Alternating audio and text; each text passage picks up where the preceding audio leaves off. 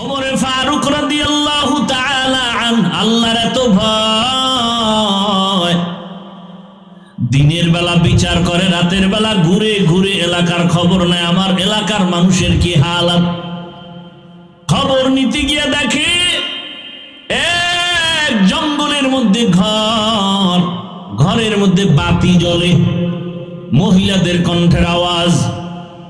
মা তার মেয়েকে ডাক দিয়া কয়, ও কন্যা সন্তান, তুমি বাজারে গাভীর দুধ বিক্রি করতে নাও, পানি বেশি দিয়ে নিও। ওমর পাশে বসে চুপ করে শুনতেছে, কেউ নাই। মেয়েটা মায়ের আওয়াজ শুনিয়া কয়, মা, দুধের মধ্যে যদি পানি দেই, ওমর যদি টের পায় আমার চামড়া তুলে ফেলবে।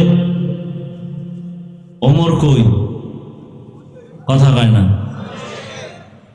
মা কয়, এই তুই কি পাগল হয়ে গেলি? এই রাতের ভিতরে ওমর দেখবে কিভাবে? মেয়ে ডাক দিয়া কয়, মা, ওমর যদি আমাকে নাও দেখে, ওমরের আল্লাহ আমাকে দেখবেন। ওমর শুকর আদায় করে চুপ করে চলে গেছেন। পরের দিন আদালতে বসছেন, লোক পাঠায় বলে, যাও অমুক এলাকায় গিয়া ওই এক মহিলা বৃদ্ধা তার কন্যা সহ আমার কাছে হাজির করো। মহিলাকে যখন বলা হয়েছে, ভয় আতঙ্কিত হয়ে গেল। এতটা ভয়, মনে হয় আজ আমার ফাঁসি হয়ে যাবে, কারণ ওমরের মেজাজ গরম, কথার আগে তরবারি চলে। যখন ওমর ডাক দিছে, আর উপায় নাই, যেতেই হবে। যাইতে যাইতে যাইতে যাইতে ওমরের প্রাসাদের কিনারায় কাঁপতেছে ভয়। খলিফাতুল মুসলিমিন বলেন, আম্মা জান, আপনার কোনো ভয় নাই, আপনার কপাল ধন্য, আপনার কপাল বড় দামি এক কপাল রে মা। এই যুগের মধ্যে এমন একটা কন্যা আপনি পেয়েছেন যে আপনি রাতের বেলা কন্যাকে বলছেন দুধে পানি বেশি দিবে, কিন্তু ওমরের অজুহাত দিয়া বাঁচতে গেল, আপনি তাও প্রশ্নবিদ্ধ করলেন। শেষ পর্যন্ত যেই মেয়েটা আমার আল্লাহর ভয় অন্তরে জমা নিয়ে আপনাকে জবাব দিছে, আপনি আর কথা বলেন নাই। এরে আম্মা জান, এই যুগে এত আল্লাহ ভীত নারী পাওয়া বড় কঠিন। এরে আম্মা জান, আপনার কপাল বড় ভালো। আল্লাহর ভয় যার অন্তরে থাকবে, সে কোনোদিন প্রকাশ্যেও গুনাহ করতে পারবে না, অন্ধকারেও গুনাহ করতে পারবে না, কারণ ওই বান্দা বান্দির অন্তরে ভয়। আমি অন্ধকারে দরজা জানালা বন্ধ করেছি, কিন্তু কেউ না দেখলেও আমার আল্লাহ তো দেখতেছেন। দুনিয়ার সবাইকে ফাঁকি দেওয়া সম্ভব, আমার আল্লাহকে ফাঁকি দেওয়া সম্ভব না। ওমর ডাক দিয়া কয়, মা, আপনি যদি মনে কিছু না নেন, এমন একটা ভাগ্যবতী কন্যা পেয়েছেন, আপনি যদি রাজি থাকেন, আমি ওমরের ছেলের জন্য আপনার এই মেয়েটাকে বউ হিসাবে গ্রহণ করতে চাই। আল্লাহর বান্দি শুকর আদায় করে বলেন, খলিফাতুল মুসলিমিন, আমার কপালটা কি এতই ধন্য যে ওমরের সন্তানের জন্য আমার কন্যা হবে আমার জীবনের একটা পাওনা, আমার কন্যা হবে ওমরের ঘরের স্ত্রী, ওমরের সন্তানের বিবি, আমার জীবনের বড় একটা চাওয়া, এটা আমার জন্য বড় পাওয়া। ও খলিফাতুল মুসলিমিন, আমি কেন আবার রাজি থাকবো না? আমি আল্লাহর উপরে ভরসা করে রাজি হয়ে গেলাম। ও পর্দার আড়ালের মা বোনেরা, ও বৃদ্ধ বাবাজি, যুবক বাবারা, জীবনটা হেলায় খেলায় কত কাটাইবা? জীবনে তো গুনাহ কম করো নাই। ওরে মনে মনে কত চায় গুনাহ করতে, দাড়ি কাটলে না জানি কত মজা, নামাজ ছাইরা দিলে কি জানি মজা, পার্কে পার্কে ঘুরলে কি জানি মজা, ওরে নেশা পান করলে কি জানি মজা। আমরা এগুলো ভাইবাও এর থেকে ফিরে আসি, আর তুমি মজা মজা ভাবতে গিয়া সে মজা তো গ্রহণ করেই ফেলেছ। এখনো কি তোমার স্বাদ মিটে নাই? এখনো কি তওবা করবা না রে বাবা? আগামী কালকে বেঁচে থাকার গ্যারান্টি তোমার হাতে নাই। ওরে মনের আশা পূরণ করে গুনাহ তো কম করো নাই, নামাজ ছাড়লা, বেপরদায় চললা, আড্ডা দিলা, পার্কে পার্কে ঘুরলা, এখনো কি আমার মাওলার ভয় অন্তরে আসে নাই? তওবা করবা না? ঈদের আনন্দ বাদ দিয়া ওমরের মতো বান্দা যদি জাহান্নামের ভয় কাঁদে, তোমার আমার অন্তরে কেন ভয় নাই? আমার মালিকের ধরা থেকে কেমন করে বাঁচবারে বাবা? পায়ে হাত রেখে বলি তওবা করো। মনের এতটুকু বুঝাও রে বাবা, তোমার মতো আবার কত জেনারেল লাইনের মানুষ স্কুল কলেজে পড়ে, নামাজ পড়ে, মা বাবার খেদমত করে, চাকরি করে, নামাজ পড়ে, ব্যবসা করে, নামাজ পড়ে, গাড়ি চালায়, নামাজ পড়ে, নদীতে মাছ ধরে, নামাজ পড়ে, কৃষি কাজ করে, নামাজ পড়ে। বলো বাবা, তোমার কপাল কেন এত খারাপ? তুমি এখনো কেন গুনাহ থেকে ফিরতে পারো না? ও বৃদ্ধ বাবাজিরা, ও পর্দার আড়ালের মা বোনেরা, আপনার মতো মা বোন এখনো আছে, পর্দা করে, নামাজ পড়ে, স্বামীর মাল হেফাজত করে, মোবাইলে গুনাহ করে না, সময় নষ্ট করে না। আপনারা কেন পারবেন না? ওরে জীবনে মার্কেটে দোকানে তো কম বেপরদার আড্ডায় ঘুরলেন না, এখনো কি তওবা করবেন না? আমার মাওলার আযাব কি দুর্বল মনে করেছেন? আরে গুনাহগার হইয়া কবরে গেলে শাস্তি কি দুর্বল মনে করেছেন? আমার আল্লাহ যত বড় তার আযাব তত বড়। আমার আল্লাহ যত বড় তার সূর্যের গরম তত বড়। আমার আল্লাহ যত বড় তার বানানো জাহান্নামের গরম তত বড়। ওরে গুনাহগার এক সেকেন্ডের জন্য আযাব সহ্য করার শক্তি কারো নাই। আল্লাহর কাছে 2 ফোঁটা চোখের পানি ছেড়ে তওবা করেন আর মনে মনে ডাকেন, হে মালিক, জীবনে গুনাহ তো কম করি না, এই অবস্থায় কবরে যেতে চাই না। এই গুনার কলঙ্ক নিয়ে আমি দুনিয়া থেকে বিদায় নিতে চাই না। এখনো সময় আছে, তওবা করো আর আমার মাওলাকে বলো, হে আল্লাহ, আমার মতো বান্দা বান্দি যদি নামাজ পড়ে, পর্দা করে, চাকরি করে, ব্যবসা করে, আমি কেন পারবো না? আজকে থেকে তৈরি হয়ে গেলাম, আর দাড়ি কাটবো না, নামাজ ছাড়বো না, বেপরদায় চলবো না, মা বাবার সাথে বেয়াদবি করবো না, উলামায়ে কেরামের দোয়া নিয়া, শিক্ষকের দোয়া নিয়া, নবীজির আদর্শ মেনে চলবো। আলিফ লাম মিম, আল্লাহু আ'লামু বিমুরাদিহি বিযালিক, যালিকাল কিতাবু লা রাইবা ফীহ। কোরআনুল কারীম এমন একটি কিতাব যার মধ্যে কোনো ভুল নাই, সন্দেহের অবকাশ নেই। হুদাল লিল মুত্তাকিন, যারা আল্লাহ ভীরু তাদের জন্য কোরআন হেদায়াত। নবীজি বলেন, ইত্তাকিল মাহারিম তাকুন আ'বাদান নাস। দুনিয়ার উম্মত, তোমরা আল্লাহর নিষিদ্ধ জিনিস থেকে নিজেকে বাঁচাও, ফিরায় রাখো, তো আল্লাহ তোমার মর্যাদা মানুষের কাছে বাড়ায় দিবেন, আল্লাহর কাছেও মর্যাদা বেড়ে যাবে। আয়াত হাদিসের তর্জমা শেষ, এবার কিছু ব্যাখ্যা। আমি যে আয়াতটুকু পড়েছি, আপনারা কোরআন শরীফ যারা পড়তে নাও জানেন, অনেকেরই অংশটুকু জানা, শুনতে শুনতে মুখস্থ হয়ে গেছে। আলিফ লাম মিম, এরপরে কি? যালিকাল কিতাবু লা রাইবা ফীহি হুদাল লিল মুত্তাকিন। এতটুকু অংশ পর্দার আড়ালের মা বোনদেরও মুখস্থ আছে না নাই? আপনাদেরও আছে।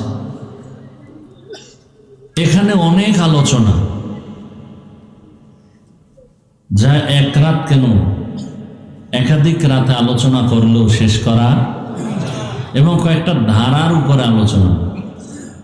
যেমন শাব্দিক যদি আলোচনা বিশ্লেষণ করা হয়, আলিফ লাম মিম যালিকাল কিতাব লা রাইবা ফীহি, এভাবে শাব্দিক বিশ্লেষণ করতে গেলে একটা ধারা। আর একটা ধারা হলো আল্লাহ পাক কোরআন কেন দুনিয়াতে অবতীর্ণ করলেন, তার কারণ এখানে উল্লেখ করেছেন, এই একটা ধারায় আলোচনা। আমি এই ধারাটাই আপনাদের সামনে পেশ করতে চাই, যেহেতু ওই দিকে গেলে সময়ের ব্যাপার, আর সবার জন্য এগুলো প্রয়োজনও না। আল্লাহ কোরআন অবতীর্ণ করলেন কেন? এই কেনর জবাবটা আমরা শুনব এবং খুব খেয়াল করব। পৃথিবীতে আল্লাহ মানুষকে সৃষ্টি করার আগেই মানুষকে সৃষ্টির শ্রেষ্ঠ মর্যাদা দিবেন এ সিদ্ধান্ত নিয়েছেন। কে নিয়েছেন? সৃষ্টির শ্রেষ্ঠ মর্যাদার সিদ্ধান্ত নিয়ে এরপরে মানুষ সৃষ্টি করেছেন। মানুষ সৃষ্টি করে দুনিয়াতে পাঠান নাই। দুনিয়া নামক গ্রহে আল্লাহ পাক প্রথমে জিন পাঠাইছেন। পৃথিবী নামক গ্রহটা আল্লাহ সৃষ্টি করে প্রথমে একটা ঘর নির্মাণ করেছেন, বাইতুল্লাহ। কি ঘর? إن أول بيت وضع للناس للذي ببكة مباركا وهدى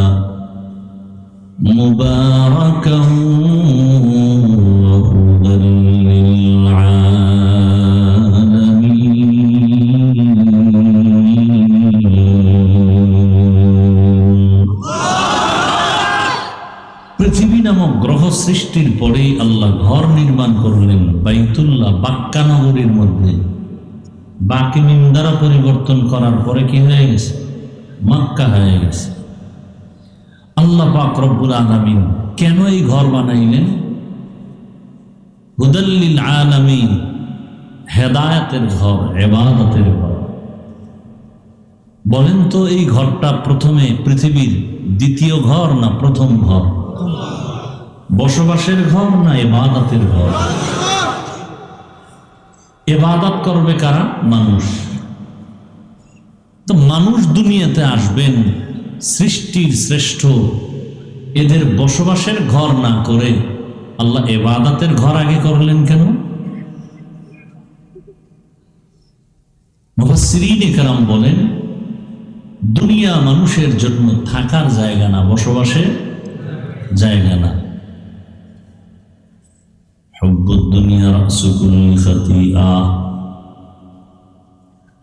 দুনিয়ার মোহাব্বত, মায়া, লোভ এগুলো সব ধ্বংসের কারণ। রহমতের নবী বলেন কুন ফিদ দুনিয়া কাআন্নাকা গরীবুন আও আবিরু সাবিল, জমিনের মধ্যে এমন ভাবে তোমরা বিচরণ করো যেন তুমি একজন মুসাফির। মুসাফির এখান থেকে ঢাকা যাবেন, 2-3 দিনের জন্য যাবেন, সামান্য কাপড় নিয়ে যাবেন, ওখানে আজীবন থাকার চিন্তা নাই। আল্লাহর নবী বলেন উম্মত জমিনের মধ্যে তোমরা এমন ভাবে বিচরণ করো তুমি যেমন মুসাফির। দুনিয়া মুসাফির খানা, আসল বাড়ি তোমার জান্নাত, সেখানে যাওয়ার জন্য প্রস্তুত হয়ে যাবে। দুনিয়ার ভেতরে আল্লাহ পাক তোমাকে থাকার জন্য পাঠান নাই, ইবাদতের জন্য আল্লাহ পাঠাইছেন। আর ইবাদতের ঘর আল্লাহ বানায় রাখছেন বাইতুল্লাহ। এটা এমন একটা ঘর যেই এরিয়ার মধ্যে ঢুকিয়া বান্দা যদি বলে আল্লাহ, একবার আল্লাহ বলার বিনিময়ে 1,00,000 বার আল্লাহ বলার সওয়াব পেয়ে যাবে।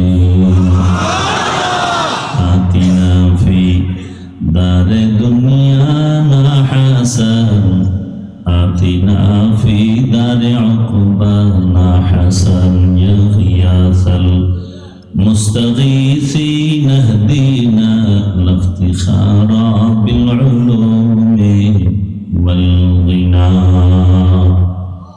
রব্বুল আলামিন জমিনটা বানাইয়া প্রথম আল্লাহ পাক ইবাদতের ঘর বানায় দিলেন আর বললেন দুনিয়ার মানুষ, আমি দুনিয়াতে মানুষ বানাবো ইবাদতের জন্য, বসবাসের জন্য না।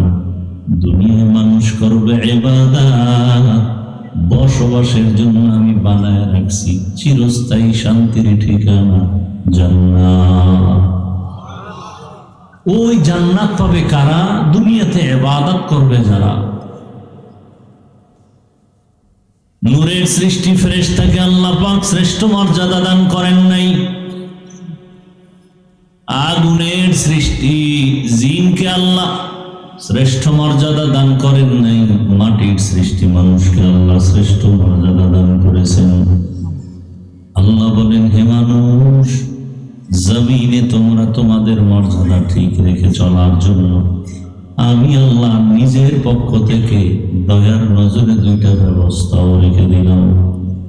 ওই দুই ব্যবস্থা গ্রহণ যদি করে তোমরা চলো, দুনিয়াও তোমাদের সম্মানের হবে, আখিরাতের ময়দান তোমার সম্মানের জন্য হবে।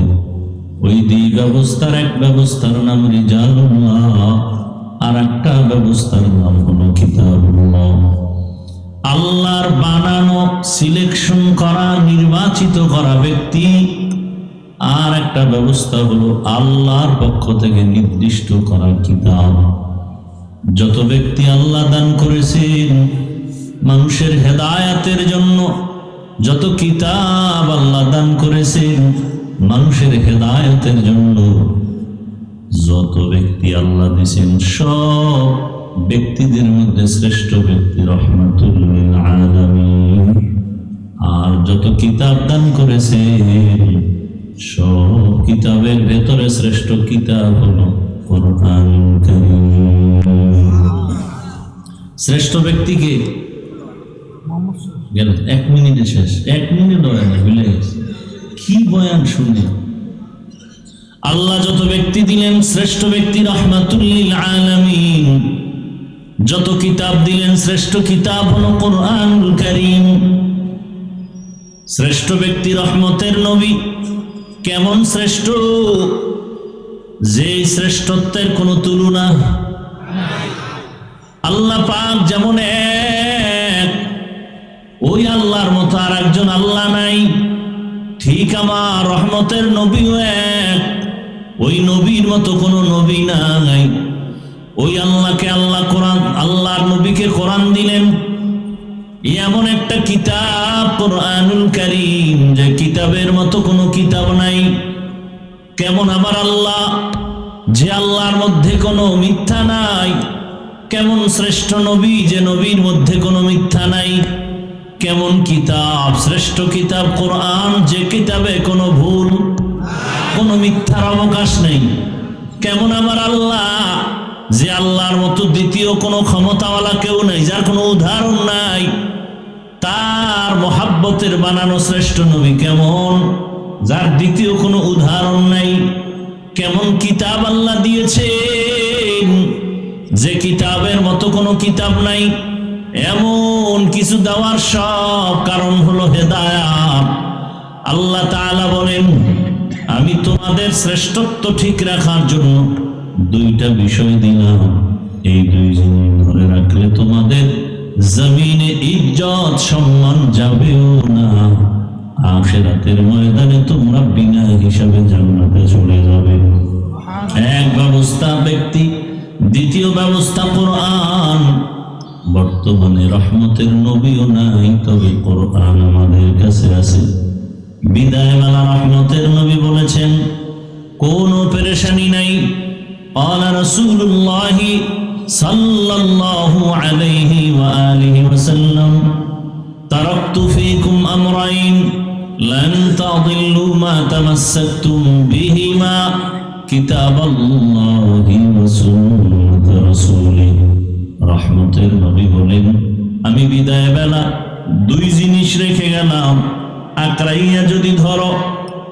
আমি নবী চ্যালেঞ্জ করে গেলাম, তোমার ঈমানও যাবে না, তোমার সম্মানও যাবে না।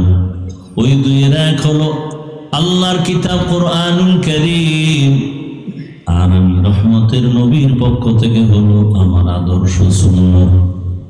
১৫০০ বছর পরে আজ এই দ্বীপ জেলা ভোলার মানুষের মাঝে যাদের কাছে কোরআন আছে, রসুলের সুন্নাত আছে, এদের ঈমানও আছে, এদের সম্মানও আছে।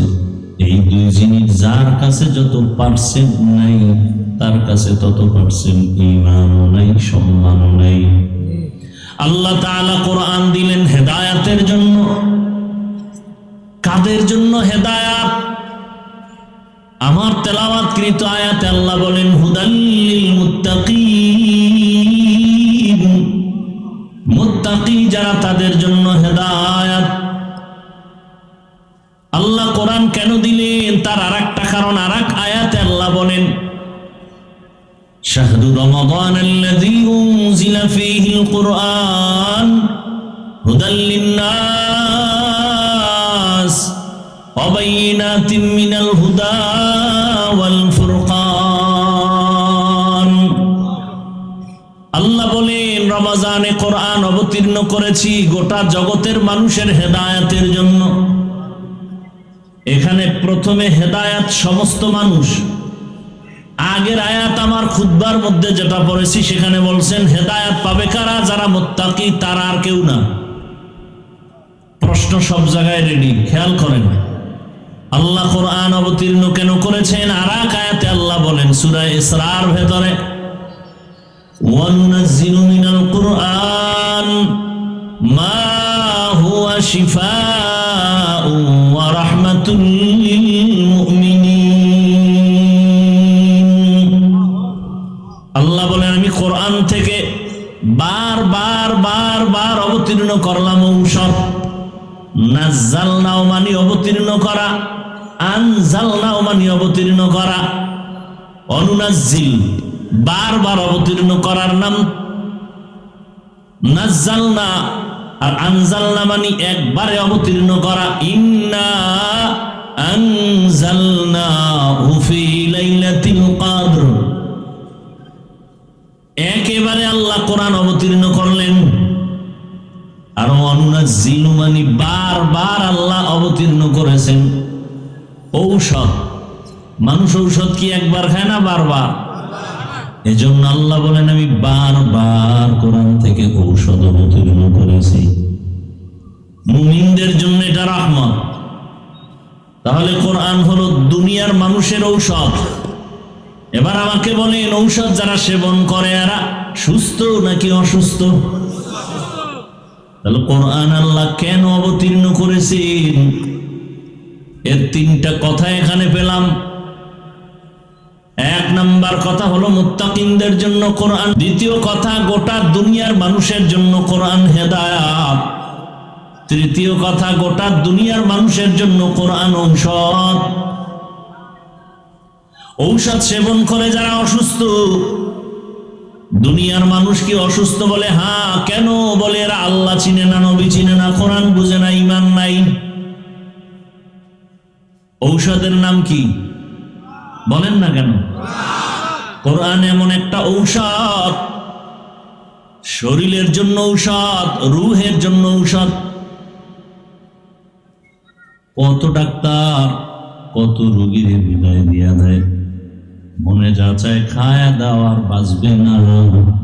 কিন্তু একজন খাঁটি আল্লাহওয়ালা কোরআনের তেলাওয়াত নিয়ে পানি নিয়ে পান করায় দিয়েছে, ওই মরণের রোগীও পর্যন্ত কোরআনের বরকতে সুস্থ হয়ে গেছে। এমন প্রমাণ নাই? আচ্ছা, এক গ্লাস পানির মধ্যে চিনি দেন, চিনি দিয়ে এটাকে লাভ নেন। এখন এটার নাম কি? শরবত। আপনি যে নামটা পাল্টায় ভালাইলেন, দেখতে কি আসলে আগের কালার পাল্টাইছে? নাম পাল্টাইলেন কেন? এখন এটাকে সবাই শরবত বলে। পানির কালার, রং সব ঠিক আছে, এরপর আপনি বানায় দিলেন শরবত। কি পান করো? বলে শরবত পান করি। এখন এটার পানি নেই, পানির মধ্যে চিনি লাগলে নাম পর্যন্ত পাল্টায় দিলেন এটা শরবত। আল্লাহওয়ালার জবানের তেলাওয়াতের দম যখন পানির মধ্যে দাও, অন্তরের বিশ্বাসটা এমন বানায় না আমি পানি পান করি না, আমি কোরআন পান করি। কি পান করি? জমিনের মধ্যে একজন চিকিৎসা বিজ্ঞানীর নাম বু আলী সিনা। নাম কি? বু আলী সিনা নাম করা একজন জগৎ বিখ্যাত চিকিৎসা বিজ্ঞানী, যার হাতের উপরে তৈরি হয়েছে হাজারো ডাক্তার, হাজারো ধরনের ঔষধের কোয়ালিটি। তিনি একদিন পথ চলতেছেন, হঠাৎ করে এক জায়গায় একটু বিশ্রামে গেলেন, গিয়া দেখে এক বুজুর্গ একজন অসুস্থ রোগীর উপরে মালিশ করে আর দম করে পানির ছিটা দেয়, পানি পড়া দেয়। হুজুর বারবার এর মালিশ করে, দম করে, ফু দেয়। বসা পাশে জগৎ বিখ্যাত চিকিৎসা বিজ্ঞানী, এত ঔষধ বানাইলাম, এত ডাক্তার আবিষ্কার করলাম, এই ফর্মুলায় কি হবে? বু আলী সিনা ওই পাগড়িওয়ালা বুজুর্গকে বলে, এই টুপিওয়ালা, তুমি ফু দিয়া কি করবা? এগুলো দিলে কি হবে? ঔষধ নাই, কিছু নাই, তুমি দম করলে কি হবে? আকেলারা পেশা খামোশি বুয়াদ, পেশায়ে জাহেল ফারামোশি বুয়াদ, এলমেরা এজাজ করদন বেহিসাব, খালকেরা দাদন জবাবে বাসওয়াব। কষ্ট হইতেছে আপনাদের? কত রাত্র গুনাহ কইরা কাটাইলেন, চারদিকে নদী না, ধরলে উভয় আছেন। এক ধাক্কা কিন্তু শুক্রবার দিয়ে গেছে, ঠিক নেই? মরণ থেকে যতই পালাও, মরণ তোমায় নিবে ঘিরি, যদিও শুধু আকাশ পানে লুকাও, সেথায় লাগিয়েছি নদী পথে নৌকা চালাও, ও মাঝি ভাই, বেলা ডুবার আগে আমি ওপার উঠতে চাই, ডুবে গেলে বেলা রে আর উঠে না, ভেঙে গেলে মেলা রে আর জমে না। কোথায় গেল বীর বাহাদুরেরা? কই নমরুদ, কই সাদ্দাত, কই ফেরাউন? জমিনটা ধ্বংস করতে এক সেকেন্ডের সময় লাগবে না। ঘুমের মধ্যে থাকবা, ঘুমের মধ্যেই দেখবা পানির 10 হাত নিচে চলে গেছো, কয়েক বছরও বলা যায় না। ওই আপনাদের পার্শ্বে শরীয়তপুর জেলা, শরীয়তপুর জেলার নড়িয়া থানা, হঠাৎ রাতের ঘুমের মধ্যে গ্রাম শুদ্ধা পানির তলে চলে গেল। ভূমিধস, ভূমিকম্প, এগুলো কেন হয়? আরো হবে। মিডিয়া তো এখন গরম, ওদিকে তাকাইলেই ঘুম হারাম। এমন এক প্রলয়ঙ্কারী বিপর্যয় নেমে আসবে, এত বড় ভূমিকম্প হবে। কিসের 100 তালা 200 তালা বিল্ডিং? জার্মানের খবর নাও, নেপালের খবর নাও, ইন্দোনেশিয়ার সুনামি, এগুলো কিয়ামতের আলামত।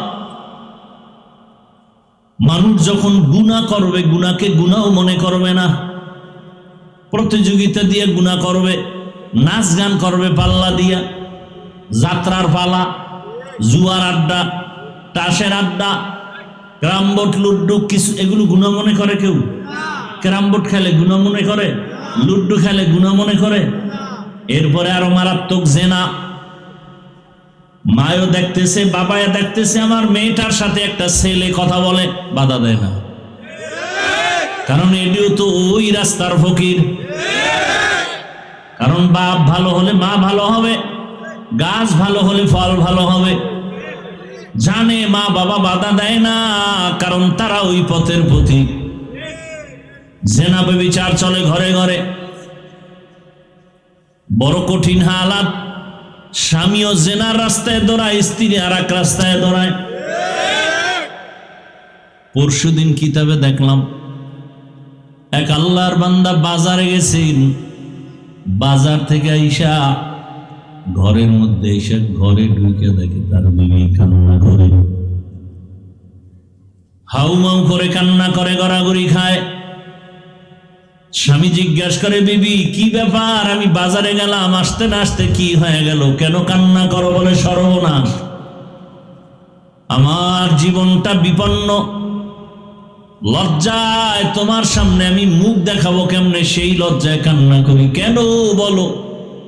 বলে, আমার ঘরে যেই সন্তানটারে ছোটবেলার থেকে লোকমা দিয়া খানা খাওয়ায় খাওয়ায় বড় বানাইলাম, ওই সন্তান এত বড় হয়ে গেল, আস্তে করে বড় বানায় জামা কাপড় সব দিলাম, থাকার জায়গা দিলাম। আজকে ওই সন্তান আমার উপরে চড়াও হয়ে গেছে, যৌবনের প্রভাব বিস্তার করেছে, আমার হাতটা ধরে টান দিছে, আমি আর বরদাস্ত করতে পারি নাই। এক পর্যায়ে আমি ওই কাজের সন্তান, ওর সাথে আমি অপকর্মে লিপ্ত হয়ে গেলাম। স্ত্রীর কথা শুনিয়া স্বামী বেচারাও কান্না করে। স্ত্রী বলে, তুমি কেন কাঁদো? বলে, আমার কান্নার খবর, আমি বাজারে গেলাম, মাল কিনবো, পাশে স্বর্ণের দোকান, এলাকার এক সুন্দরী রূপসী নারী আছে অলংকার কেনার জন্য। অলংকার কিনিয়া আমি একটু তাকায় দেখলাম, ওই মেয়েটা ডাক দিয়ে কয়, আমার অলংকারটা আমি পড়তে পারি না, তুমি আমার কানের মধ্যে একটু লাগাইয়া দাও। যখন আমি লাগাইয়া দিতে গেছি, ওর শরীরে আমার স্পর্শ হওয়া মাত্র যৌবনের জোয়ার এসে গেছে। ওই মহিলা আমার হাত ধরে ফেলেছে। এক পর্যায়ে আমিও গুনার মধ্যে লিপ্ত হয়ে গেছি। আল্লাহ তাআলা, রাসূল বলেন, ও নারীরা, পুরুষেরা নিজেরে পবিত্র রাখো, তো তোমার স্ত্রীও পবিত্র থাকবে। মা বাবাকে বলে, এই মা বাবা পবিত্র থাক, সন্তান পবিত্র থাকবে। আল খাবিসাতু লিল খাবিসিন, তুমি যদি অপবিত্র হও, তোমার স্ত্রী অপবিত্র হয়ে যাবে। এই যুবক, ও আল্লাহর বান্দা, তুমি কতটা পাপ করেছো, তোমার স্ত্রীর কি হালাত? বলে, তা বলতে পারি না। বলে, তুমি যতটা লাইনে পাপ করো, তোমার স্ত্রী ওই লাইনে পাপ করে। আব্বা আম্মা আপনার সন্তান কেমন করে বলতে পারি না। আপনার চরিত্র যেমন, আপনার সন্তানের চরিত্রটাও হবে। ওই এক বাবা বাসায় বসে আছে, ছেলে বাজার থেকে আইসা বাবার সাথে তর্ক লাগায়া এমন জিদ উঠে গেছে, বাবার পায়ে রশি লাগায় টানা শুরু করছে। তোমারে আর বাড়ি রাখা যাবে না।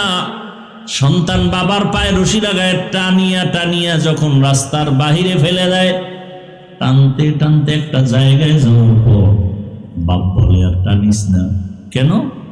আর বেশি নিস না, সীমা লঙ্ঘন হয়ে যাবে। তার মানে তুই যেই পর্যন্ত আমার টেনে নিয়ে আসছো, আমি আমার বাবারে এই পর্যন্ত টেনে আসছি, আমি এই পর্যন্ত নিয়ে আসছি, আর নিস না। এই সন্তানের মা বাপ, যদি চাও সন্তান ভালো হবে, তো তুমি ভালো হও। খবরদার, রহমতের নবী বলেন, ইফু, ও দুনিয়ার মা বাবা, ও স্বামী, নিজের পবিত্রতা অর্জন করাও, তোমার স্ত্রী পবিত্র থাকবে। মা বাবা, তুমি পবিত্রতার জায়গায় থাকো, তোমার সন্তান পবিত্র হালাতে থাকবে। ওই বু আলী সিনা মনে আছে না? ডাক দিয়া কয়, বুজুর্গ, এত চিকিৎসা, এত চেক আপ করি, রোগ ধরা যায় না, আর তুমি তেল ভরা দিয়া মালিশ করে ফু দিয়া কি করবা? হুজুর কথা বলে না, বলে না, বলে না, বলে না। যদি বলে, কলিজা পর্যন্ত ছিদ্র হয়ে যায়। হুজুরেরা কথা বলে না, বলে না, বললে সব বেঈমান আর নাস্তিকের চান্দি গরম হয়ে যায়। হুজুরেরা কিছু পারে না, পারে না, পারে না, দেখাইতে গেলে সব মাস্তানের মাস্তানি বন্ধ হয়ে যায়। আমরা তো জানতাম না হুজুরেরা এত পারে, আমরা তো বুঝতাম না হুজুরেরা এত কিছু জানে। তুমি মনে করো বুদ্ধিজীবী, অথচ পৃথিবীর শ্রেষ্ঠ কিতাব বুদ্ধির কোরআন, আর এই কোরআন যার কাছে আছে সে হলো বুদ্ধিজীবী। বু আলী সিনা বলে, বুজুর্গ, তুমি এই ফু দিয়া কি লাভ হবে? হুজুর কথা বলে না, বলে না, বক বক করতেই আছে। এবার হুজুর আর কত শুনবে, ফট করে বলে, তুমি গাধা, বুঝবো না। এমন এক ইঞ্জেকশন দিয়া দিছে চান্দি গরম। আমি এত বড় চিকিৎসা বিজ্ঞানী, বু আলী সিনা আমার নামে এতটা স্লোগান। আমারে গাধা বললেন। হুজুর ওই বইলে আর কথা নেই। হুজুর আবার মালিশ শুরু করছে, ঝাড়ফুঁক দিতেছে। বু আলী সিনা মেজাজ গরম, অকথ্য ভাষায় হুজুরের ধুইতেছে। এত বড় হুজুর, আপনি কেন এত বাজে কথা বললেন? আপনার উপরে কোনো বিশ্বাস নাই, আপনার এই কথা মানতে পারি না। হুজুর এত খারাপ হয় কিভাবে? নিজে যে এত আকাম করে কোনো দোষ নেই, হুজুরে ফাগরি বান্ধেন, এটা বড় দোষ। আল্লাহ হেদায়াত দান করুন। এইবার হুজুর আবার চেহারাটা ঘুরে, এই ভাই আপনি এত রাগ করলেন কেন? রাগ করবো না, আপনি আমাকে কি বলছেন? আরে ভাই আমি আপনার গায়ে টাচ করছি বলে না, ঢিল মারছি না তো, মুখ থেকে একটা কথা বলছে, এই তো আমার মুখ থেকে বলছি, তাতে আপনার এত লাগলো কেন? বলে আপনি বলছেন আমার পুরা শরীরের রন্ধ্রে রন্ধ্রে বিষ ভরে গেছে। হুজুর খাই তো সুযোগ পাইছি, যেমন কুকুর। হুজুর ধৈরেই কয়, রে এই আকলওয়ালা, এত বুদ্ধি বিক্রি করে খাও, এইটা বুঝো না আমার একটা জবানের শব্দ শোনার কারণে তোমার মেজাজটা যদি সীমাহীন গরম হয়, তোমার মধ্যে যদি রিয়াকশন হয়, আর ওই জবানের কোরআনের তেলাওয়াত দিয়া যদি আমি ফু দেই, এই রোগীর মধ্যে কেন অ্যাকশন হবে না? মেরা এজাজু করদন বেহিসাব, মেরা এজাজু করদন বেহিসাব, খলকেরা দাদম জবাবে বাসওয়াব হকনা দারত, দোস্তে খলকা জারেরা মিস্তে ই খসলত একে দিনদারেরা। কথাটা বুঝছেন আপনারা? ঝাড়ফুঁকে লাভ আছে না নাই? বু আলী সিনাকে বুঝাইলেন, আমার একটা মুখের কথায় যদি তোমার মধ্যে রিয়াকশন হয়, তাহলে আমার মুখের তেলাওয়াত দিয়া দম দিলে অ্যাকশন হবে না? ভাইরা আমার, দুনিয়ার সব মানুষ রোগী, ঔষধ কি? কোরআন। কি রোগী? বলে ঈমান নাই। কথা ঈমান আনলাম, লা ইলাহা ইল্লাল্লাহ মুহাম্মাদুর রাসূলুল্লাহ। ঈমান আছে, এখন কি রোগী? বলে হ্যাঁ তুমি এখন রোগী কেন? বলে তোমার ঈমান আছে, আমল নাই। ঈমান আছে, ঈমানওয়ালারাও রোগী কেন? আমল নাই। এখানে বহু ঈমানওয়ালা আমরা হাজির, নামাজ ঠিক মতো পড়ি না, পর্দা করি না, হালাল খাই না, আছে না নাই? কিন্তু হুজুর গো ভুল ধরতে মোটেও ভুল করি না। লিখতে না জানলেও মুসপারজম, লিখতে না জানলেও মুছতে পারে। হুজুরদের ভুল ধরতে পারি। হ্যাঁ, নামাজ যার নাই, নবী বলেন তার মধ্যে ঈমান নাই। মুমিন আর বেঈমানের মাঝখানে প্রাচীর হলো নামাজ। বাইনাল আবদি ওয়া বাইনাল কুফরি তারকুস সালাহ। আস-সালাতু ইমাদুদ্দিন ফামান আকামাহা আকামাদ্দিন। আউয়ালু মা ইউহাসাবু বিহিল আবদু ইয়াউমাল কিয়ামাতিস সালাহ। কিয়ামতের দিন নামাজের হিসাব হবে। মুমিন বেঈমানের মাঝখানে প্রাচীর নামাজ। বেঈমান নামাজ পড়ে না, মুমিন নামাজ ছাড়ে না। তুমি বান্দা দাঁড়াইয়া নামাজ পড়তে পারো না, বসে বসে নামাজ আদায় করো। দুর্বল, তুমি অসুস্থ, তুমি যদি বসেও না পারো, শুয়া শুয়া নামাজ আদায় করো। তুমি যদি অঙ্গ প্রত্যঙ্গ নাড়াচাড়া করতে নাও পারো, ইশারায় নামাজ আদায় করো, তারপর নামাজ ছাড়া যাবে না। মাকুম সুসুতি নামাজে পাঞ্জে গানা ফাওয়াইলুল মুসাল্লিনাল্লাযীনা মুমিনারা। এই নামাজ এমদাদ ইস্তাইনু আয়াতে কুরআবা আয়াতে কদ আফলাহারা ইয়াদিকুন গৌর কুন্দর আনিয়াদিল সাদিকুন। ভাইরা আমার,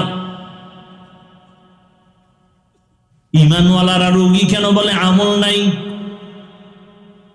কথা আমল করলে কি? বলে তো আমল করলে তুমি সুস্থ হয়ে যাবে। বলে তো ইমানের পরে আমল ধরে ফেললাম, নামাজ রোজা তেলাওয়াত, এখন কি রোগী? বলে হ্যাঁ, কারণ আমি নামাজ পড়ি, রোজা রাখি, তেলাওয়াত করি, তবে এর মধ্যে রূহ নাই। আমলের রূহের নাম ইখলাস। আমলের রূহের নাম কি? ওয়ামা উমিরু ইল্লা লিয়াবুদুল্লাহা মুখলিসিনা লাহুদ্দিন। আমল আছে কি নাই? ইখলাস নাই। এই আমল দিয়া আল্লাহর মোহাব্বতের দরজা পাওয়া যাবে না। ইখলাসওয়ালা আমলের মধ্যে ইখলাস লাগবে। অতএব তোমার ইমান নাই রোগী, ইমান আছে আমল নাই রোগী, আমল আছে ইখলাস নাই রোগী। ইমাম গজালি বিশ্ববরেণ্য দার্শনিক ইমাম, এই কথা বলেন না কেন? বিশ্ববরেণ্য বুজুর্গ এবং দার্শনিক ইমাম গজালি, গজালি না কি? ইমাম গজালি। একজনের নাম কালাম, যদি কাইলে গয়ে ডাকেন। ইমাম গজালি রহমাতুল্লাহ আলাইহি তিনি লিখেন, ভালো করে বুঝেন, এরে নবীর আশিক। ইমাম গজালি বলেন, আন্নাসু কুল্লুহুম হালকা ইল্লাল আলিমুন, আল আলিমুনা কুল্লুহুম হালকা ইল্লাল আমিলুন, ওয়াল আমিলুনা কুল্লুহুম হালকা ইল্লাল মুখলিসুন। সব মানুষ জাহান্নামে যাবে, আলেমরা জান্নাতে যাবে। না না না, আলেমরাও জাহান্নামে যাবে, তবে ওই আলেম জান্নাতে যাবে যে আলেম ইলম অনুযায়ী আমল করে। ইমাম গজালি বলেন না, সব আমলওয়ালারাও জাহান্নামে যাবে, একমাত্র যারা ইখলাসওয়ালা তারা জান্নাতে যাবে। ইখলাসওয়ালা আমল বড় দামি এক সম্পদ। ইখলাসের সাথে সামান্য আমল করো, আল্লাহর দরবারে কবুল হয়ে যাবে। জমিনের মধ্যে একজন বাদশা রাষ্ট্র চালায়। কি চালায়? রাষ্ট্র চালানো এটা হইল দুনিয়াওয়ালাদের কাজ, এটা ইসলামের কোনো কাজ না, তাই তো?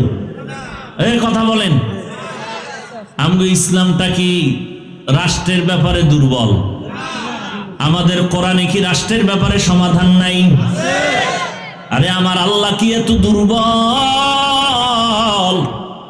আমার রসুল কি এত দুর্বল? আমার ইসলামটা কি এত দুর্বল? ও ভোলার মুসলমান, আমি একটা কথা বলে যাই, ওয়াদা করবেননি আমার সাথে?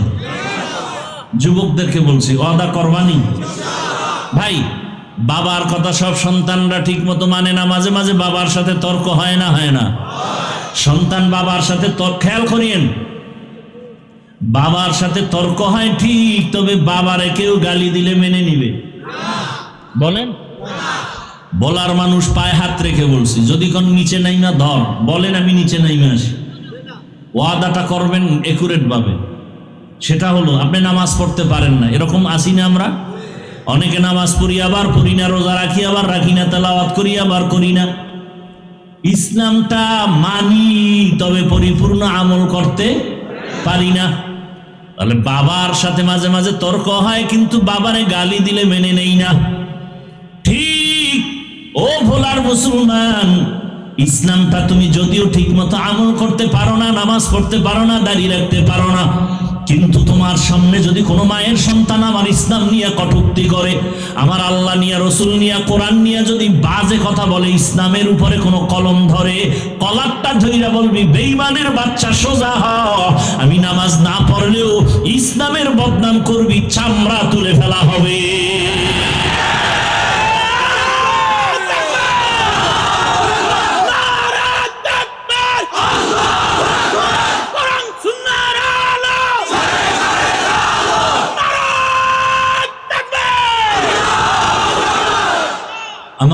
বুঝছেননি? আপনি নামাজ পড়েন না, ঠিক আছে, আপনি রোজা রাখতে পারেন না, কিন্তু ইসলাম তো আপনার আমার, এটা সম্মান করেননি। অতএব আপনি নামাজ পড়তে না পারলেও তো ইসলামের বদনাম কেউ করবে এটা সহ্য করে নেবেন। আপনার সামনে যদি বলে ইসলামের রাজনীতি নাই, এই কথাটা কি কোরআনের পক্ষের না বিপক্ষে? সুলাইমান নবী গোটা দুনিয়া চালান নাই? ইউসুফ নবী মিশরের অর্থমন্ত্রী ছিলেন না? আপনি রাজনীতি করেন না, আপনার সাথে কোনো ঝগড়া, বিরোধিতা করলে ছাড় নাই, সুযোগ পেলেই জুতার বাড়ি। আপনি নামাজ পড়েন না, কোনো ঝগড়া, কিন্তু নামাজের বিরুদ্ধে কথা বললেই ফিডা। আপনি দাড়ি রাখেন না, কোনো ঝগড়া, কিন্তু দাড়ির বিরুদ্ধে কথা বললে আর ছাড় নাই। ব্যবধানটা বুঝছেন তো? আপনি নামাজ পড়েন না, ঝগড়া নাই, কিন্তু নামাজের বিরোধিতা করা যাবে না। আপনি ইসলামের রাজনীতি করেন না, কোনো তর্ক নাই, কিন্তু ইসলামের রাজনীতির বিরুদ্ধে বলবেন যে ইসলামে এটা নাই ওটা নাই, তাহলে কোরআন পড়ে আমাকে ধরাই দিতে হবে, পড়ো কোরআন পড়ো, আসো। সালামটা দিতে পারে না, কোরআন পড়ো। সালাম দেয় সালামালাইকুম, মানে তোর গোষ্ঠী শুদ্ধ ঠাটা ভরুক, হে আবার ঘুরাই খাও আলাইকুম, তোর উপরে আগে ভরুক। আল্লাহ হেদায়েত দান করেন। নিমক হারাম বলে ধর্মের, রাজনীতির মধ্যে ধর্মকে টানবেন না, রাজনীতির মধ্যে ধর্মকে টানবেন না। তোমাকে বলল কে যে ইসলাম আর রাজনীতি আলাদা? আমাদের ইসলাম আর রাজনীতি তো আলাদা না। পৃথিবীতে যত নীতি আছে আমাকে সব কিছু ইসলামের সাথে লাগানো। অর্থনীতি ইসলামী অর্থনীতি, পৃথিবীর শ্রেষ্ঠ অর্থনীতি ইসলামী অর্থনীতি, পৃথিবীর শ্রেষ্ঠ সমাজনীতি ইসলামী সমাজনীতি, পৃথিবীর শ্রেষ্ঠ নীতি ইসলামী রাজনীতি। তুমি করো না, ঝগড়া নাই, তুমি নামাজ পড়ো না, তোমার সাথে ঝগড়া কেন? পারলে বুঝাবো। বিরোধিতা করবা এই সুযোগ দেওয়া যাবে না। নামাজ পড়ো না, ঠিক আছে, পারলে বুঝাবো, চা খাওয়াবো, বুকে লাগাবো, হাজি দিব। বিরোধিতা করলে কোনো সার নেই, সোজা কথা। আমি ইসলামী রাজনীতির যত দল আছে কোনো দলের দায়িত্বে নাই, তার মানে কি ইসলামে কোরআনে যেটা বল সেটার বিরোধিতা করব? কি আজীব কথা। আল্লাহ হেদায়েত দান করুন। وَنُنَزِّلُ مِنَ الْقُرْآنِ مَا هُوَ شِفَاءٌ وَرَحْمَةٌ لِلْمُؤْمِنِينَ। বলতেছিলাম রাষ্ট্র পরিচালনা করেন একজন আল্লাহর গোলাম, নাম সবাই অনেকে শুনছেন, নাম হলো সুলতান মাহমুদ গজনবী রাহমাতুল্লাহি আলাইহি। সুলতান মাহমুদ গজনবী জগৎ বিখ্যাত একজন ওলিয়ে কামেল, আবার রাষ্ট্র চালায়। ইতিহাস বড় কঠিন মিয়া। আল্লাহ এমন একটা প্রতিবন্ধী ধর্ম দিবেন, এমন একটা ল্যাংরা লুলা অর্ধেক ধর্ম আল্লাহ দিবেন যে দুনিয়ার কেউ আবার নাকে তেল লাগায় উল্টা পাল্টা বলবে যে ইসলামে এটা নাই সেটা নাই। আল্লাহ সেই ইসলাম তো দেন নাই। আল্লাহ তো কমপ্লিট ইসলাম দিছেন, যে তোমার জীবনের কল্যাণের যা প্রয়োজন সব ইসলামে আছে। এখন তুমি মানো না কেন? মানতে গেলে চুরি করা যাবে না। ইসলাম মানো না কেন? দুর্নীতি করা যাবে না। ইসলাম মানো না কেন? মাইয়া লইয়া পার্কে পার্কে ঘোরা যাবে না। চরিত্রহীন লম্পট বদমাশ খুনি ধর্ষক এরা ইসলাম চায় না, এরা ইসলামের বিরোধিতা করে। যারা ইসলাম চায় না খুঁজে দেখবেন ও চরিত্রহীন, ও ধর্ষক, ও লম্পট, ও চান্দাবাজ, ও ধান্দাবাজ, ও দুর্নীতিবাজ। খুঁজে দেখেন, ভালো করে খুঁজেন। ইসলামের বিপক্ষে যেই লোকগুলো খুঁজে দেখবেন, ও চোর, ও ডাকাত, ও জালেম, ও ব্যবসায়ীর উপর জুলুম করে, গরিবের বেতন মেরে খায়। খবর নেন। আল্লাহ হেদায়েত দান করুন, আল্লাহ হেদায়েত দান করুন। রাগ করতেছেন? ইসলাম কি দুর্বল? তা আপনার ইসলামকে খাটো করতে দেন কেন? আজকে থেকে এই সুযোগ দেওয়া যাবে। রাজনীতি ইসলামেরটা তুমি করো না, তোমার জবাব তুমি দিবা, কোনো ঝগড়া নাই, কিন্তু বিরোধিতা করলে ছাড় নাই। আমার ইসলামের বদনাম করতে পারবা না, খবরদার। তুমি মানো না সেটা আলাদা কথা, কিন্তু বদনাম করতে পারবা না। গরুর গোশতের খিচুড়ি শীতের মধ্যে খুব মজা না, একজনে খায় না, খাইলে সমস্যা হতে পারে, তার মানে কেউ মাইক লেগাই বলবে কেউ খাবি না, ওটার ভিডিওস আমরা উঠে ফেলাইব না, যে আমরা খাইয়া তৃপ্তি পাবো শীতের মধ্যে গরুর খিচুড়ি, তুই খাও না, তোর পেটে গজব পড়ছে, সেটা ভিন্ন কথা। আল্লাহ হেদায়েত দান করুন। জগৎ বিখ্যাত ওলিয়ে কামেল সুলতান মাহমুদ গজনবী, এত বড় আল্লাহওয়ালা, এক পর্যায়ে তিনি ইন্তেকাল হয়েছেন, দুনিয়া থেকে বিদায় হয়ে গেছেন। বিদায়ের পরে বহুদিন চলে গেল তার কবর জীবন। হঠাৎ একদিন তার আপন বন্ধু ঘুমের ঘরে স্বপ্ন দেখে, দেখিয়া জিজ্ঞাসা করলেন, ও সুলতান মাহমুদ, কবরের মধ্যে কি হালাত? সুলতান মাহমুদ বলেন, ভাই, দয়াময় রব্বুল আলামিন আমার কবরের আযাব মাফ করে দিয়েছেন। কবরের আযাব কি? বন্ধু জিজ্ঞাসা করেন, এমন কি আমল তুমি করেছো যে আমলের বরকতে তোমাকে আল্লাহ মাফ করেছে? এমন কি বড় আমল করেছো? 5 ওয়াক্ত নামাজ ফরজ আমলের কারণে বলে না, না না, যাকাতের আমল বলে না, রোজার আমল বলে না, বাইতুল্লাহর জিয়ারতের আমল বলে না। সুলতান মাহমুদ বলেন, এমন একটা ছোট আমল যেটা আমি কখনো আমল মনেই করি নাই। আহা, আমি আমল মনেই করি নাই। ও ভোলার মুসলমান, ও যুবক, পর্দার আড়ালের মা বোনেরা, আল্লাহ কারে কোন সময় কোন কারণে মাফ করবেন জানা নাই। আল্লাহর এক বান্দি, জগৎ বিখ্যাত গুনাহগার, এমন কোন গুনাহ নাই করে নাই, রাস্তা দিয়ে হাঁটতেছে, হঠাৎ একদিন তাকায় দেখে রাস্তার পাশে একটা কুকুর পানির পিপাসা ছটফট করে কান্না করে। আল্লাহর বান্দির অন্তরে মায়া, অন্তরে এমন মায়া জন্মায় গেল। আল্লাহর বান্দি গুনাহগার, জাহান্নামী, মনের মধ্যে মায়া লাগছে, কুকুরটা পানির পিপাসায় কান্না করে, দেখি একটু সহযোগিতা করা যায়নি। জাহান্নামী নারী কুকুরের পিপাসার কান্না দেখিয়া নিজের অন্তরের মধ্যে কান্নার ভাষা চলে আসছে।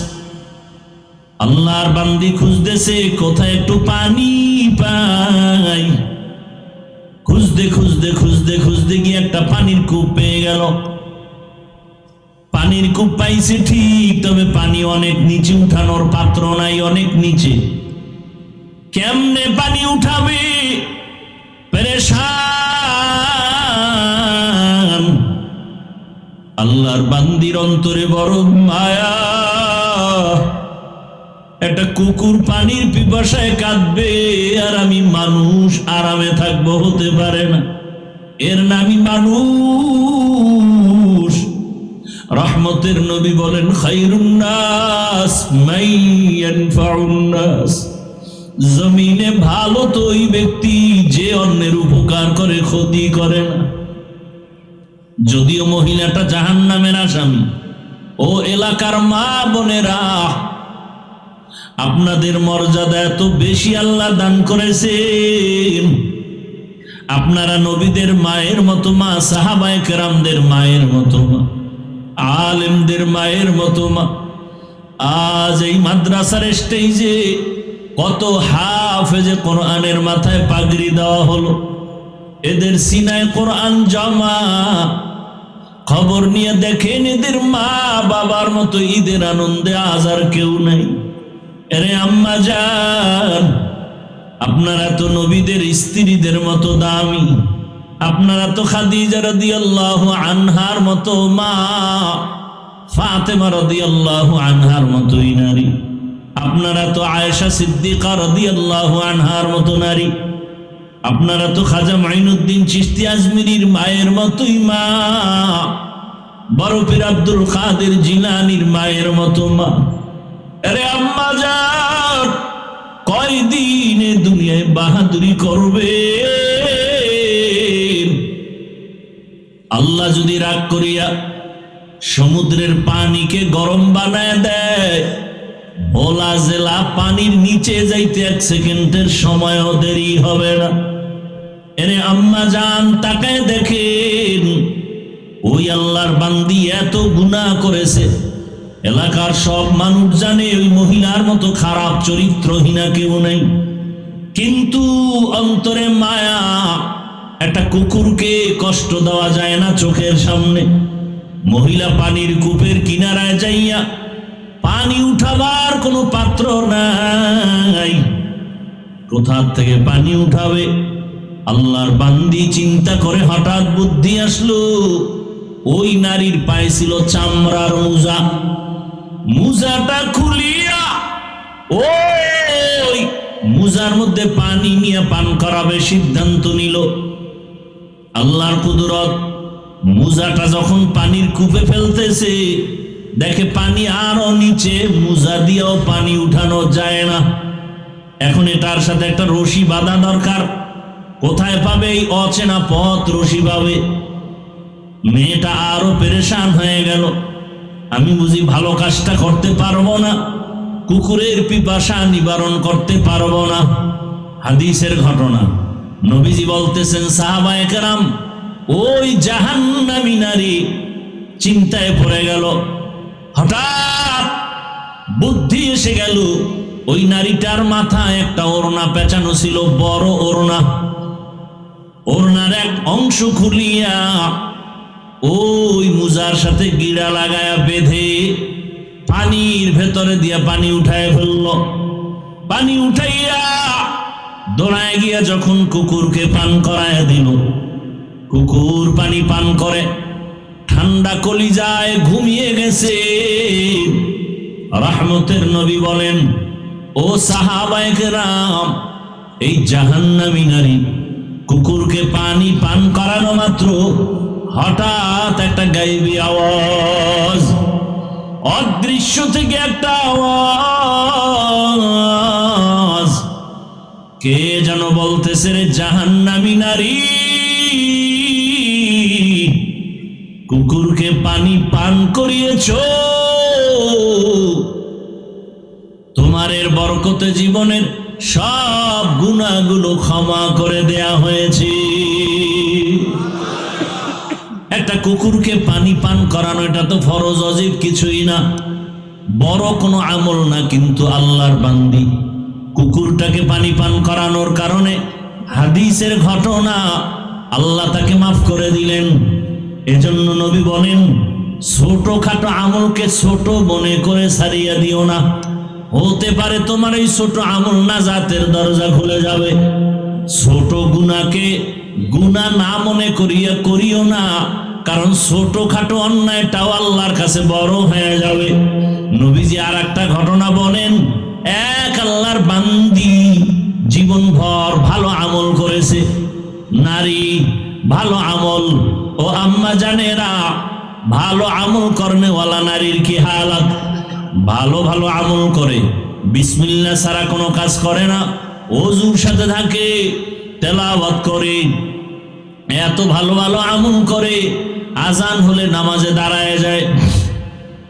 জীবনের শেষ মুহূর্তে হঠাৎ তার বাড়ির মধ্যে একটা বিড়াল ঢুকে পড়লো। বিড়ালটা ঘরের মধ্যে আসা মাত্র খাঁচার মধ্যে বিড়ালটারে আটকায় দিয়েছে। ওই নারী নিজেও খানা দেয় না, বিড়ালটা বাহিরে গিয়া খাবে সেই সুযোগও দেয় না। এক পর্যায়ে বিড়াল ওই খাঁচার মধ্যে আটকানো অবস্থায় কান্না করে করে ধুকে ধুকে ক্ষুধার তৃষ্ণায় বিড়ালটা মরে গেল।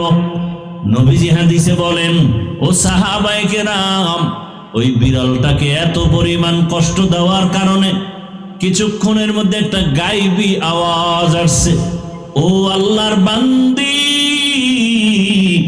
জীবনে যত নেক আমল করেছো ওই বিড়ালটাকে কষ্ট দেওয়ার কারণে সব আমল তোমার নষ্ট হয়ে গেছে। এখান থেকে জানার মতো আমাদের কিছু আছে না নাই? একটা বিড়ালের উপরে জুলুম করলে যদি অবস্থা হয়, যারা মানুষ মারে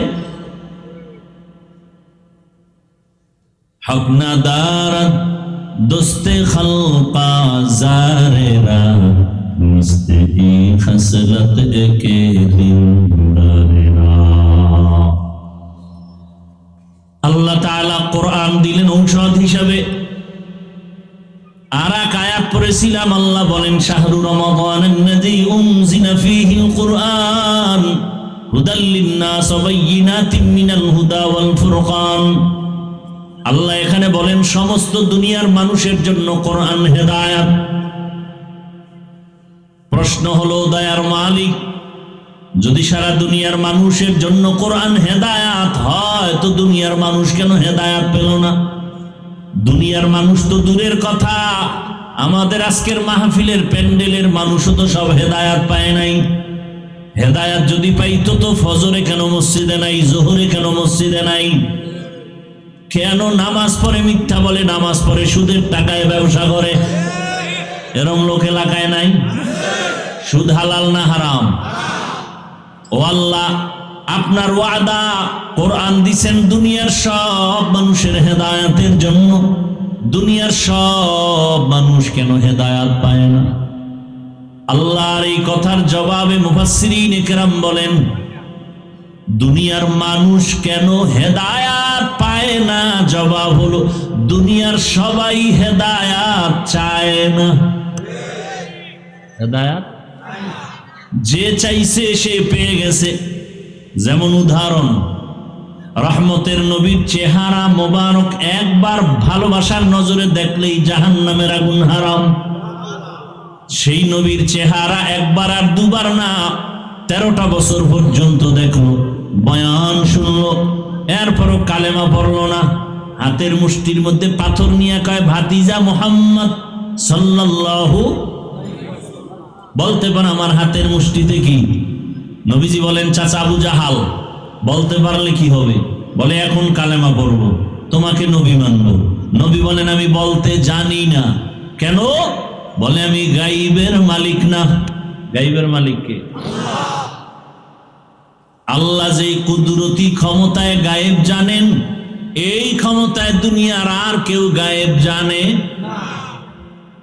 গাইবের মালিক একমাত্র قُلْ لَا يَعْلَمُ مَنْ فِي السَّمَاوَاتِ وَالْأَرْضِ الْغَيْبَ إِلَّا اللَّهُ। আসমানের বাসিন্দারা কেউ গায়েব জানে না। নবী আপনি বলে দেন, জমিনের বাসিন্দারা কেউ গায়েব জানে না। একমাত্র গায়েবের মালিক হলেন আমার আল্লাহ। নবী বলেন, আমি বলতে পারি না তোমার হাতের মুষ্টিতে কি আছে। নবী একটা আওয়াজ দিলেন, এই আবু জাহালের হাতে যা আসো, একটা আওয়াজ দাও। সাথে সাথে পাথরগুলো কালেমা পড়া শুরু করলো। আবু জাহাল পাথরগুলো মাটিতে ফালায় কয়, মুহাম্মদ তুমি জাদুকর হয়েছ, এটা তো জানি না। কি বুঝলেন? হেদায়েত চাইছে। আল্লাহ বলেন, গোটা দুনিয়ার মানুষের জন্য কোরআন হেদায়েত পায় না। কেন চায় না? এজন্য পায় না। আর যে চায় সে পায়। 27 বছরের যুবক তরবারি নিয়ে দৌড়ায় আমার নবীকে জবাই করবে। হঠাৎ রহমতের নবীর চেহারা দেখা মাত্র দিলটা নরম হয়ে গেল। তরবারিটা ফালাইয়া চোখের পানি ছেড়ে বলেন, ইয়া রাসূলুল্লাহ, বেয়াদবি মাফ করে দেন, আমাকে কালেমা পড়ায়া দেন। নাম কি? হেদায়েত চাইছে, পেয়ে গেছে। আল্লাহ তার জবাব দিয়ে বলেন, ওয়াল্লাযীনা জাহাদু ফীনা লানাহদিয়ান্নাহুম সুবুলানা ওয়া ইন্নাল্লাহা লামাআল মুহসিনিন।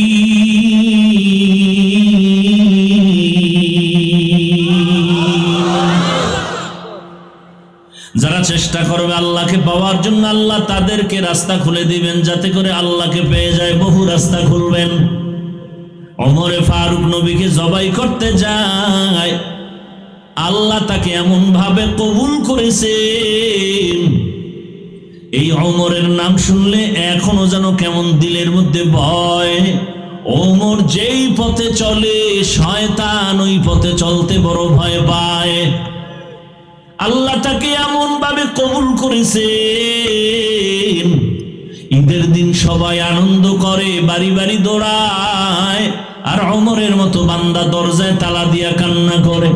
আবু হুরায়রা রাদিয়াল্লাহু আনহু কান্না করে বলেন, খলিফাতুল মুসলিমিন, আপনি কেন ঈদের আনন্দ বাদ দিয়া কান্না করেন? ওমর কান্না করে বলে, আবু হুরায়রা, আনন্দ তো ওই ব্যক্তি করবে যার কোনো চিন্তা নাই, পেরেশানি নাই। আপনার কিসের পেরেশানি, চিন্তা? ওমর বলে, রমাজান চলে গেল, জাহান্নাম থেকে মুক্তি পেলাম কিনা চিন্তা, রোজা রাখলাম কবুল হলো কিনা চিন্তা, কোরআন তেলাওয়াত করছি কবুল হলো কিনা চিন্তা। জান্নাতের দ্বিতীয় সাহাবী ওমর এতটা পরিমাণ আল্লাহর ভয় অন্তরে নিয়ে এত ভয় করেছে, ঈদের দিন সবাই আনন্দ করে, ওমর আল্লাহর ভয় আনন্দ করে না। এর নাম আল্লাহর ভয়। দুনিয়ার মানুষ কেন হেদায়াত পায় না? জবাব হলো হেদায়াত চায় না। যে চায় আল্লাহ তাকে দিয়ে দেন।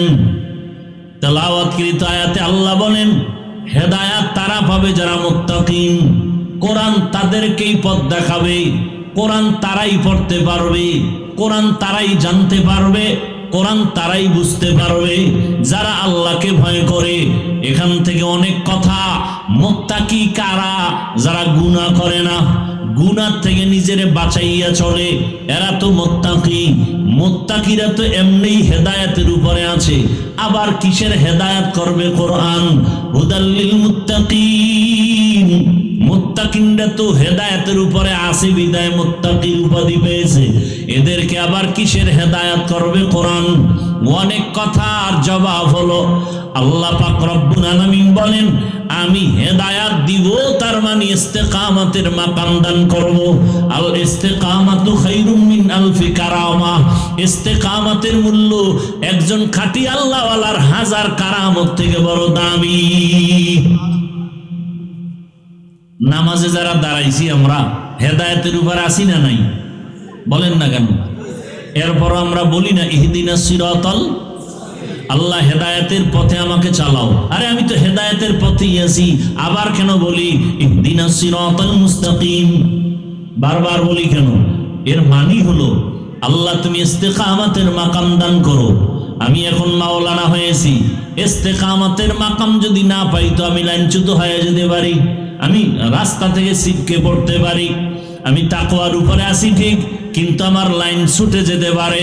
ও আল্লাহ, তুমি হেদায়েতের উপরে ইস্তেকামতের মাকাম দান করো। এখান থেকে আর একটা চিকন কথা, আল্লাহর কোরআন অনেকের ঘরে আছে, পড়তে পারে না। কারণটা কি? ফেসবুকে সারা রাত সময় দিতে পারি, 1 পৃষ্ঠা কোরআন কেন পড়তে পারি না? আলহামদু সূরাটা একবার কেন তেলাওয়াত করতে পারি না? ওরে বান্দা, হাঁটার সময় কেন একবার ইখলাস পড়তে পারি না? ইন্না আতাইনা সূরাটা কেন পড়তে পারি না? আলহামদু সূরা হলো সব রোগের ঔষধ, কেন পড়তে পারি না? ঘন্টাকে ঘন্টা ফেসবুক চালাইতে পারলা, মোবাইল চালাইতে পারলা, গল্প করতে পারলা, নদীর মধ্যে দৌড়াইতে পারলা, চায়ের দোকানে আড্ডা দিতে পারলা, টেলিভিশন দেখতে পারলা, আলহামদু সূরাটা কেন একবার পড়তে পারলা না?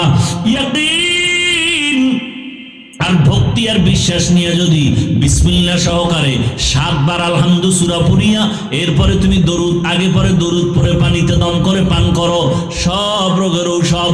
ফজরের নামাজ 2 রাকাত সুন্নাত পড়িয়া ফরজ নামাজের আগে 41 বার আলহামদু সূরাটা পড়ো, 11 বার দরুদ শরীফ পড়ো।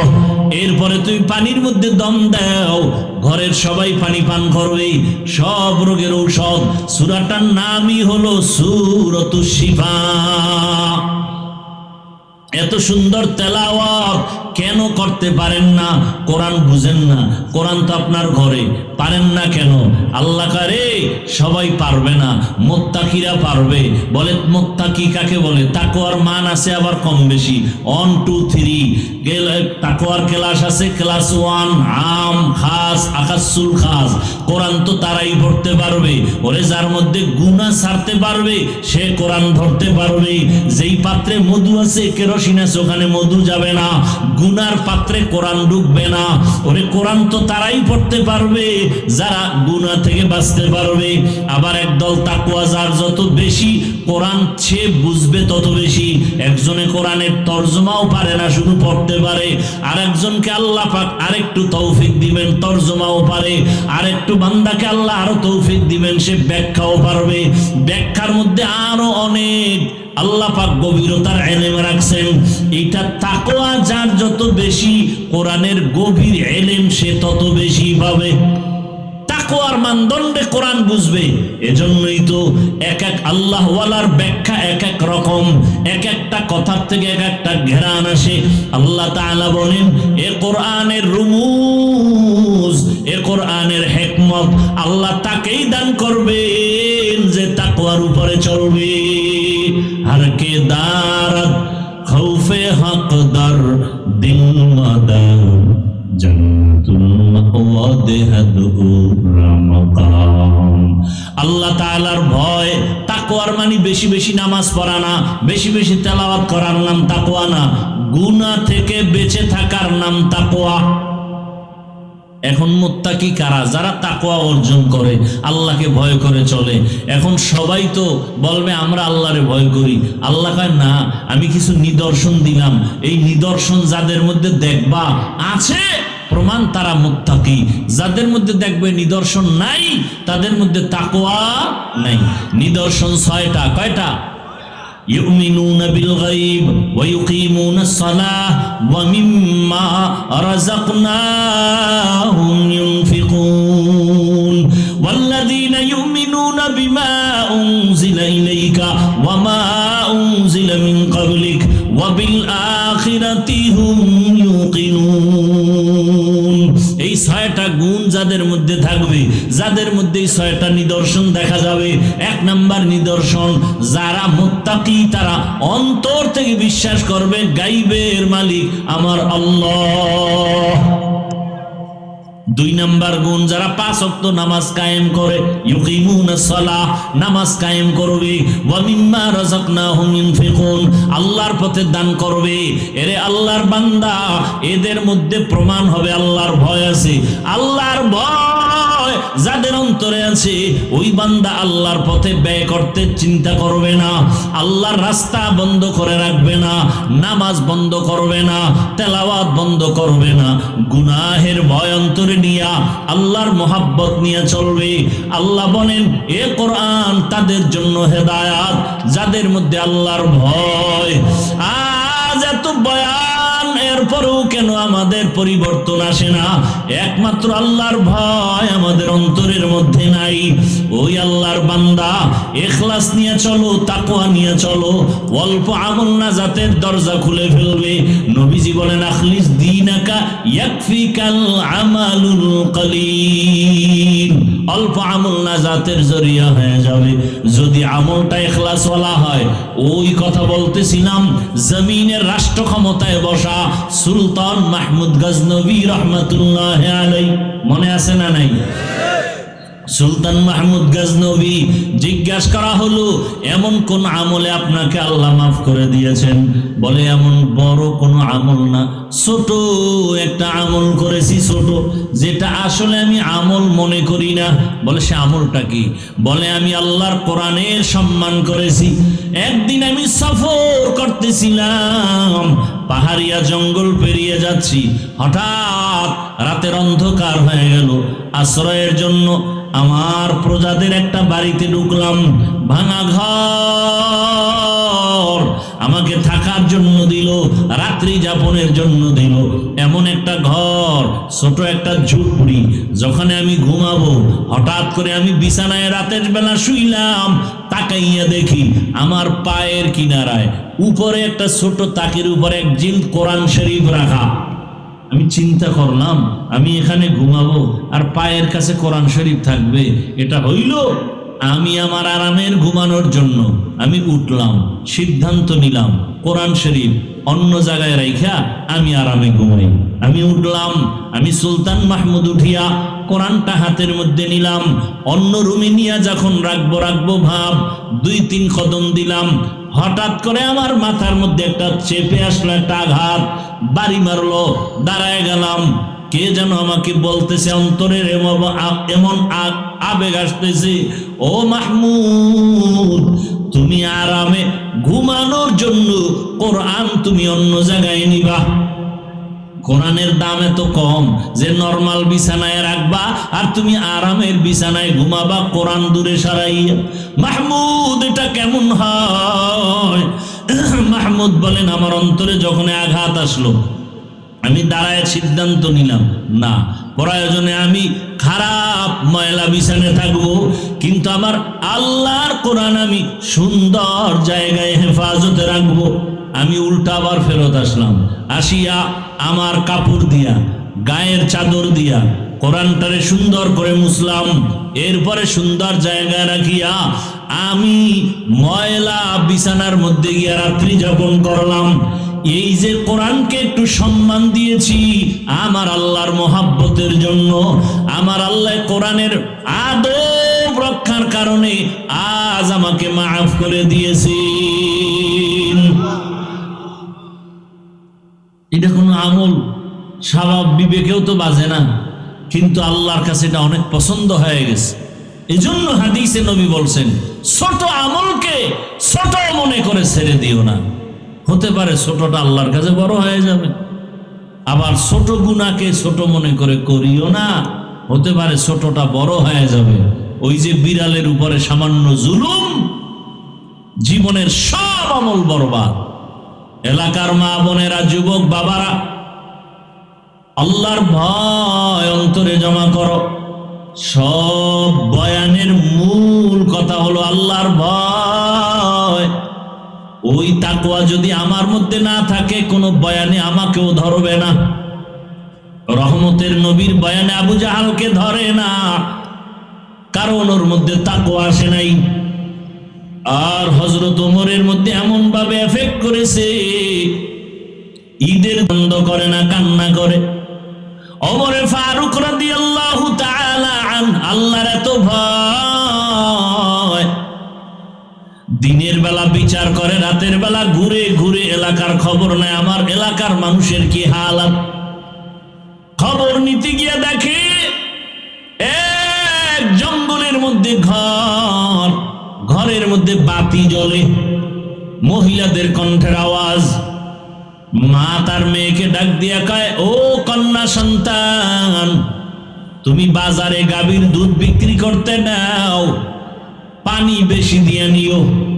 ওমর পাশে চুপ করে শুনতেছে, কেউ নাই।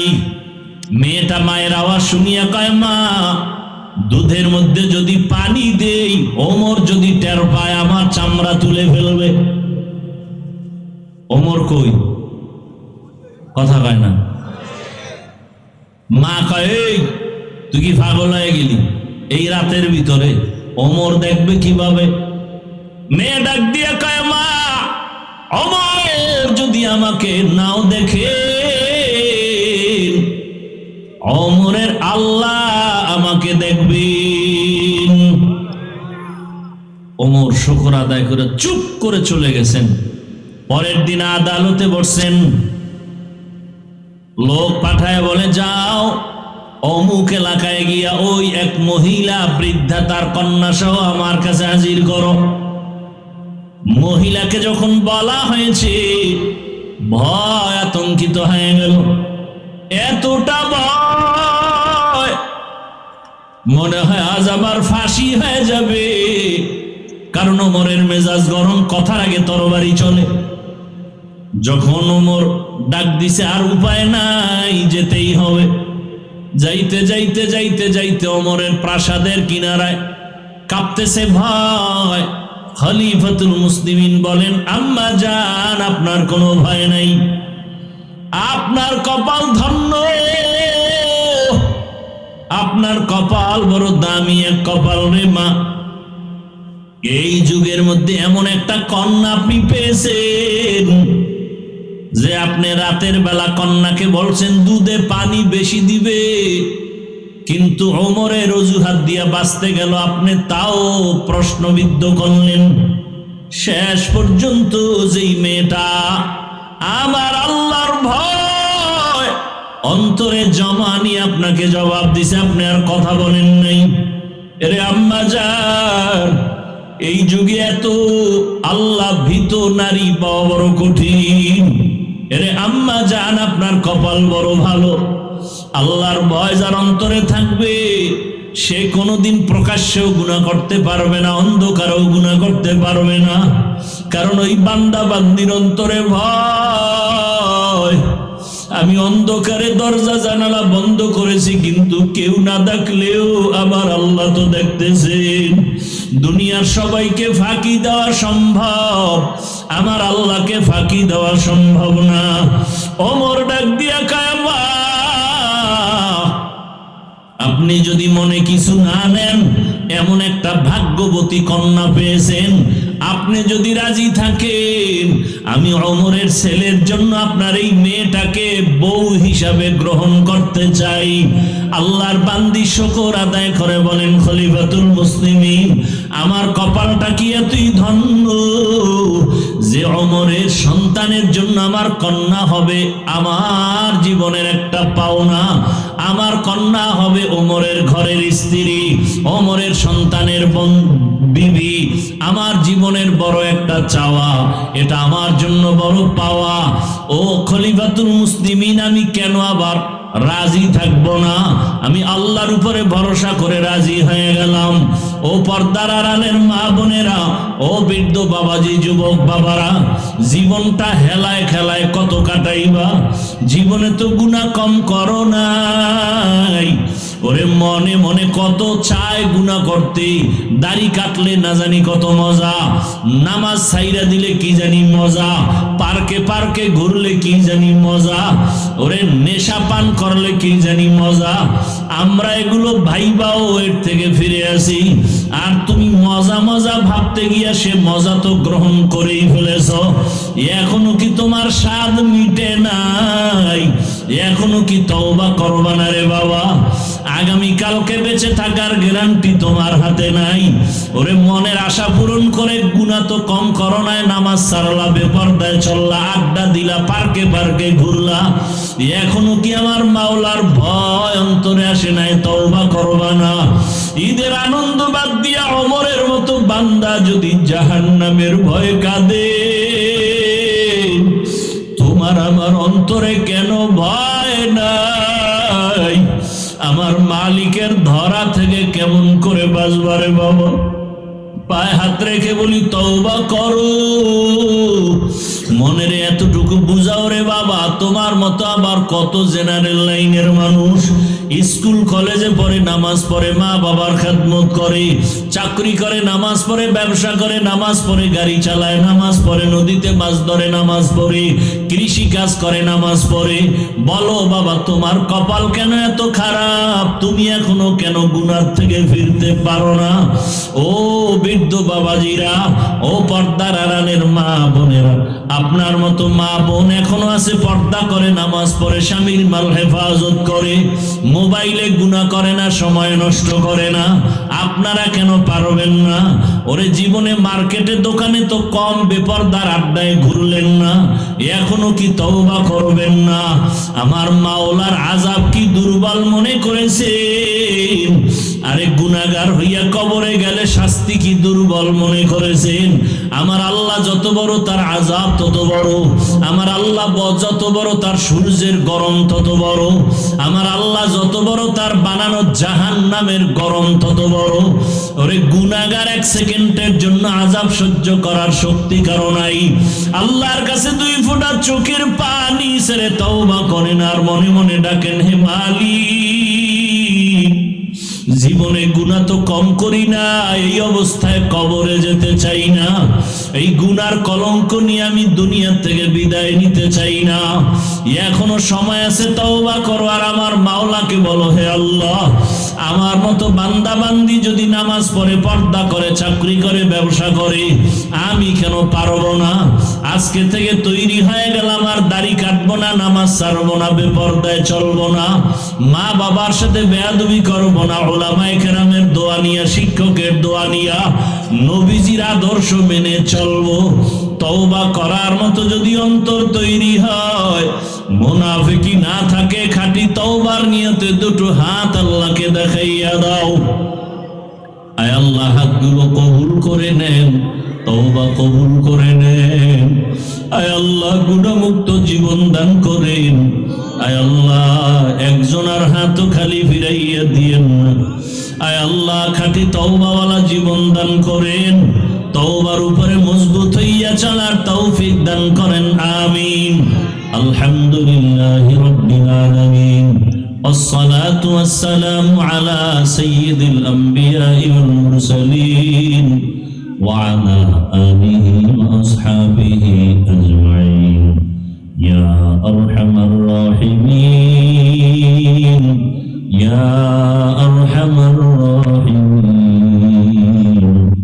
يا أرحم الراحمين رب ارحمهما كما ربياني صغيرا اللهم إنك عفو كريم تحب العفو فاعف عنا اللهم إنا نعوذ بك من البرص والجنون والجذام وسيء الأسقام اللهم إنا نسألك رضاك والجنة